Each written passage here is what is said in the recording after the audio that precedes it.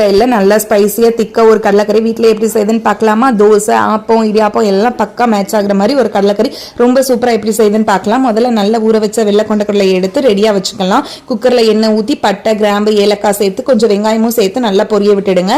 இந்த கறி நல்லா திக்கா வரதுக்கு ஒரு மிக்சர் ஜாரில் தேங்காய் வறுவல், காஞ்ச மிளகாய், கொஞ்சம் சோம்பு சேர்த்து நல்லா ஃபைன் பேஸ்ட்டாக அரைச்சி எடுத்துக்கலாம். இதான் நம்ம கிரேவிக்கு நல்ல ருசி தரும். இப்போ வெங்காயம் நல்லா கோல்டன் ப்ரௌன் ஆகிற வரை வதக்கிட்டு இதுக்கப்புறம் தக்காளி, பச்சை மிளகாய் சேர்த்து நல்லா மசிய வச்சிடுங்க. கூடவே கொஞ்சம் இஞ்சி பூண்டு பேஸ்ட்டும் சேர்த்துக்கலாம். இப்போ மஞ்சள் தூள், மிளகாய் தூள், மல்லித்தூள், அப்புறம் கொஞ்சம் கறி மசாலா சேர்த்து பச்சை வாசனை போறது வரைக்கும் கிளறி விட்டுருங்க. வந்ததுக்கு அப்புறம் மசாலாவோட நம்ம அரைச்சு வச்சிருக்க தேங்காய் விழுதையும் சேர்த்து ஊற வச்ச கொண்டக்கடலை, தேவையான அளவு தண்ணி, மேல கொஞ்சம் கொத்தமல்லி தலை தூவி குக்கரை மூடி ஒரு 4 to 5 விசில் விட வேண்டியதுதான். பாத்தீங்களா, நம்ம சுவையான திக்கான கடலைக்கறி ரெடி ஆயிடுச்சு. இது கூட சுட சுட ஆப்பம் வச்சு சாப்பிட்டா செம காம்போவா இருக்கும். கண்டிப்பா வீட்டுல ட்ரை பண்ணி பாருங்க. இந்த ரெசிபி உங்களுக்கு பிடிச்சிருந்தா மறக்காம நம்ம சேனலை சப்ஸ்கிரைப் பண்ணி உங்க ஃப்ரெண்ட்ஸ்க்கு ஷேர் பண்ணுங்க. அடுத்த சூப்பர் வீடியோல பார்க்கலாம். பாய். உங்க ஹஸ்பண்டுக்கு இதை கொடுத்து என்ன சொல்றாங்க அப்படிங்கறத மறக்காம கமெண்ட்